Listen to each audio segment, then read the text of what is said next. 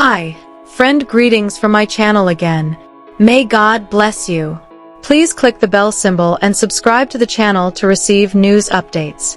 Andrei packed his confidence, informed the whole group they were relocating to Moldova, and kept the truth at home. Here's the jaw drop, though. Elizabeth didn't know. She held off on signing off.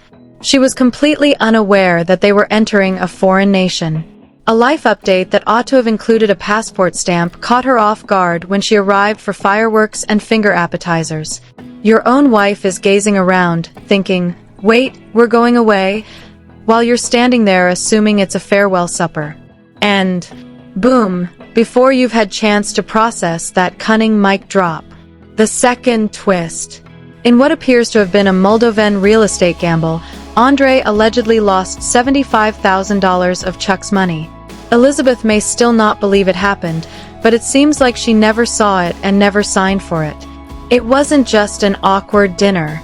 Disguised as a family announcement, it was a full-fledged financial bomb drop. Welcome to the channel that calls out mess with love and no filters. My name is Helena. Strike. Don't miss the most awkward relationship decisions reality TV has ever seen unless you subscribe. Please leave a comment here as well. Would you entrust that amount of money to your spouse? Tell the truth. This is when the spiral begins. The family's walking wallet, Chuck, is now in the same nation as the investment. Andrei is once more using the partner card of composure and assurance.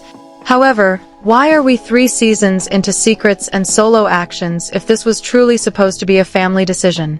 Was the goal always to build a better future, or simply avoiding the responsibility ingrained in their family drama in Florida? And how long do you think Chuck will tolerate that if $75,000 simply vanished into a foreign flip? Because there is a problem in Moldova. Not only the construction transactions, either. It's amazing how someone can be so self-assured in public while being so contemptuous in private, but Andrei has been mastering that combination since season 1. A classic Andrei move is to make a life-changing announcement in front of a crowd, then pretend to be stunned when, on camera, Elizabeth's face breaks. And we're meant to think that Moldova made a small choice. She appeared to have been told she had won the jackpot and lost her job all at once, bro. It wasn't a collective effort. It was theater. Here's the pattern, anyway. Andrei says things like he's presiding over a news conference rather than a marriage. Then, after breaking into Chuck's family business without permission and requesting a $100,000 loan, they said that his name was inscribed on the foundation of each home they. The man has always sought control after being flipped. Additionally, he always begins by speaking over Elizabeth rather than to her. This is not the first time Moldova has moved directly to announcement mode without engaging in discourse. It's simply the priciest model. The problem is that Elizabeth doesn't use fire to defend herself. She gets smaller. When Andrei goes all alpha, you can almost see her fade into the background. That isn't how you communicate. That's real-time damage control. She states, for example, "We have not yet reached a consensus." Each time, however, her voice becomes smaller. We must now all ask, did Elizabeth genuinely consent to any of this? Or is she merely attempting to maintain harmony in a dramatized home that is already partially based on falsehoods? It's also noteworthy that Chuck, the father who has had his money dangled like a carrot for 6 seasons, has suddenly stopped talking about how this $75,000 was spent. His reluctance to give Andrei anything was evident. We are now expected to assume that he casually let him transfer it to Moldova's property without any calls, receipts, or updates. Chuck either gave up money he never thought he would see again, or he knew more than he was revealing. And that begs a far more difficult question. By avoiding court-level drama, is Chuck merely attempting to shield Elizabeth? It's not merely a lousy investment if Chuck is playing damage control to prevent the family from breaking up again, and Andrei is using the firm as a front for power moves. It's the breakdown of have faith. Even with rolling cameras and a spotlight, the $75,000 inquiry continues to reverberate more than Andrei's attempts to clarify. This was intended to serve as beginning funding for a Florida flip. Local, controllable, and Chuck close by to monitor it. Back in season 6, that was the entire setup. Andrei pleaded for a loan, claiming he only needed the money to get started, and pledged to show himself. Chuck turned it in Florida, anxious but hopeful. Fast forward to the present. The money has been transferred abroad. Poof. Halfway rerouted. Entering a Moldovan building zone that no one else has seen before, halfway around the world. No progress reports, no Zoom calls, no updated agreement, and no collaborative business plan. Elizabeth is claiming to be in the dark while on camera. It's not business. That's a partnership masquerading as a solo endeavor. Paperwork. Jasmine's bank statements are more common than Andrei's company receipts. Andrei didn't even drop the bomb. Alexei was the source. Dinner at random. Uncomfortable. There is already tension in the air. And then, boom. Andrei needs to own up to losing $75,000, he blurts out. Elizabeth's frozen fork and Q-Ra's crazedly arched eyebrows were in midair. She learned about it at a dining table from another spouse. There are those that betray. Then there is the embarrassment in public while looking shocked. Many people wonder why Elizabeth didn't blow up. However, everyone who has ever been caught off guard in front of others knows that sometimes silence is simply your brain's way of protecting itself. That astonished incredulity isn't. Acceptance. Confusion is struggling to catch up with the repercussions. Additionally, she was most likely in survival mode. Her calculations are visible in real time. How awful will this be? Can I manage it on camera, too? We are all now left in the dark. Was this investment even permitted? Did anyone qualify? Have taxes been filed? Or did Andrei's overconfidence in Chuck's trust or his weariness drive the handshake deal? Primarily, will Chuck ever get to see that money again? Because in the event that this characteristic is absent, or worse, that $75,000 might have been the cost of Andrei's international ego project if it does, and it is uninhabitable. And Chuck isn't known for gently parting with cash. The whole "we're moving for a better life in Moldova" plotline, let's face it, sounds more like a calculated escape route than a new beginning. Consider it. The commercial transaction fails.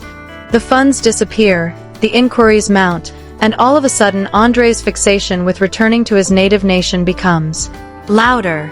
Was the goal of this action to avoid repercussions or to start over? Moldova is more than just a change of scenery, for that reason. It serves as a safe haven away from Chuck, past obligations, and responsibility.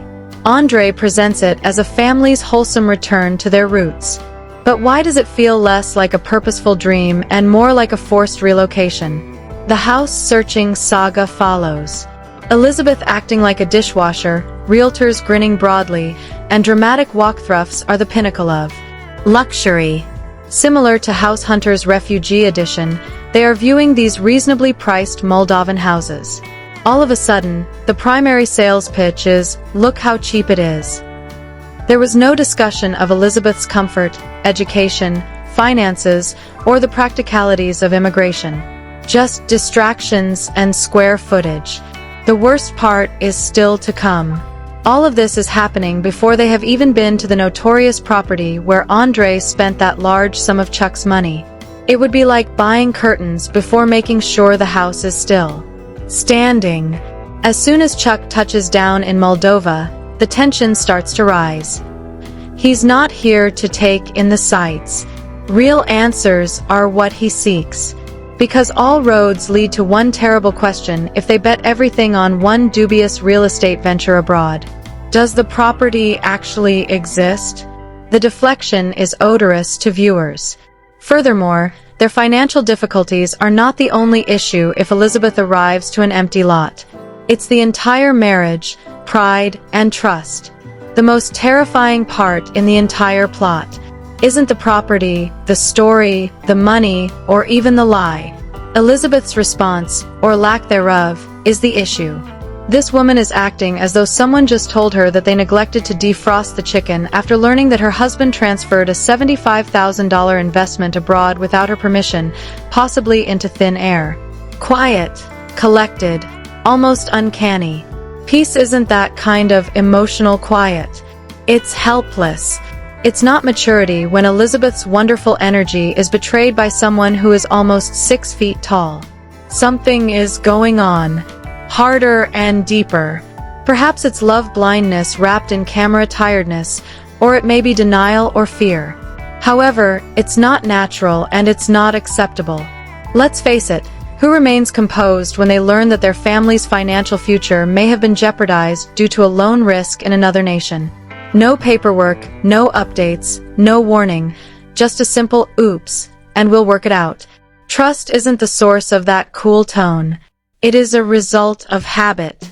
She has clearly done this before. Not just been let down, but she taught herself to remain little when it occurs. Not upset, not face it, simply emotionally avoid the conflict as if it will go away if she doesn't feed it. However, such tactic is failing. The lack of feeling in the stakes is causing those cracks to surface. They are irrevocable, public, and financial. And the true drama is in that silence.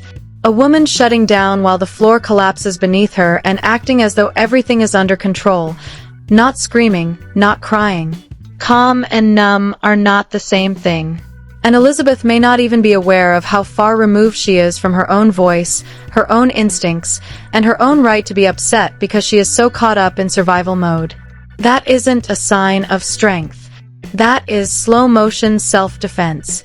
I'm shifting the focus to Cara and Guillermo because, wow, their drama is drowning in performance if Andrei's is all about control. Cara abruptly ends the conversation, orders Guillermo to go, and provides no background information. Her pals, before reversing course and declaring, if he cares, he'll show up to my concert. What girl? Reconciliation isn't that. With a babysitter and a cover charge, that is an emotional booby trap. Backstage, she's holding the relationship hostage, waiting for Guillermo to show his affection by applauding the crowd. He's worried whether he's being cheated on while he's out there building a hammock. It's crazy. Although she claims to want to make things better, she doesn't wish to get together, have a conversation, or even understand why he left. That isn't therapeutic. That's emotional labor being outsourced. And it's sad, on the down low. Guo believes that she is the only one who is truly hurt.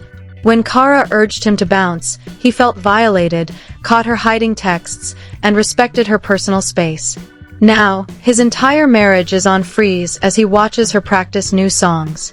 She's showing off her freedom like a mic drop, but underlying it all, she has no responsibility for the fallout. Thus, yes, is this an attempt to mend the marriage or to stroke an ego in need of a public apology? Because perhaps Cara should forego the concert tactics and begin with a conversation, preferably one that doesn't involve a spotlight, if she wants Guo back. The temperature changed the instant Chuck landed in Moldova. You can sense the undercurrent even if he is grinning. He did not take a plane half a world away to look at Moldovan tile possibilities. Real answers are what he seeks. Additionally, the closer he gets near Andrei, the colder it gets. Chuck begins to pose direct queries. What was the plan, exactly? What was the exact amount invested? Why was Elizabeth unaware? Where is the documentation? Andrei, well, that alpha energy deflates all of a sudden. The bravado that once existed is replaced by evasive justifications such as, I trusted the guys handling it, and it's all part of the vision. However, $75,000 without any receipts is not covered by vision. Despite being a supposedly silent partner, Chuck obviously anticipated responsibility. The money was fronted by him. Standing in muddy construction boots, he now realizes that his investment may be a phantom enterprise. There is only dust, promises, and Andrei's waning confidence. No building, no tenants, and possibly no land rights. This is where things become complex, though. Even though you want to mock Andrei for his heedless ambition, you also see a man who is beginning to crumble under the weight of his own disaster. It's crushing pressure. His in-laws lack faith in him. He is losing his wife. Additionally, he now appears reckless after making the bold action that was meant to show his might. And that raises the most important question yet. Is the hoax still going on, or did Andrei really fall victim to it? And we're only observing it as it happens. So, this is our current situation. The infant gave a loud flip-flop. With no paper trail, no verified return, and no concrete proof that the property even remains in a usable state, the $75,000 is probably gone. Chuck, who once carefully helping Andrei to maintain family harmony, he is now lost in a different country, asking all the things that ought to have been addressed months before. Andrei is on the defensive. Elizabeth is hardly talking. It seems like every conversation is just one uncomfortable quiet away from breaking down. It doesn't make sense to move to Moldova. No actual employment is waiting. No preparation for school, no safe place to live, only the hazy assurance that things will get better eventually. But for whom is it better? Because Ender attempts to frame. Chuck interprets this as an opportunity, seeing potential for manipulation and culpability. The man is no longer merely an emotional investment. He's also a financial one. Additionally, he might face legal repercussions in addition to reality TV remorse if this business venture actually failed. Elizabeth, on the other hand, is drifting. Checked out. Trying to preserve the relationship while disregarding all the warning signs, many of which are now flashing in the form of bold capital dollar signs, a woman caught between loyalty and reason. The inaction is failing, and the united face put up by the couple is crumbling. What comes next, then? Can the marriage withstand a financial catastrophe? Will Chuck stop being involved with Andrei and the company altogether? And if this fails on paper, who is really responsible? Wait until you see what Elizabeth discovers at the property if you thought it was crazy that someone would spend $75,000 on a mystery investment. If there is one at all, that is. Don't miss this next time.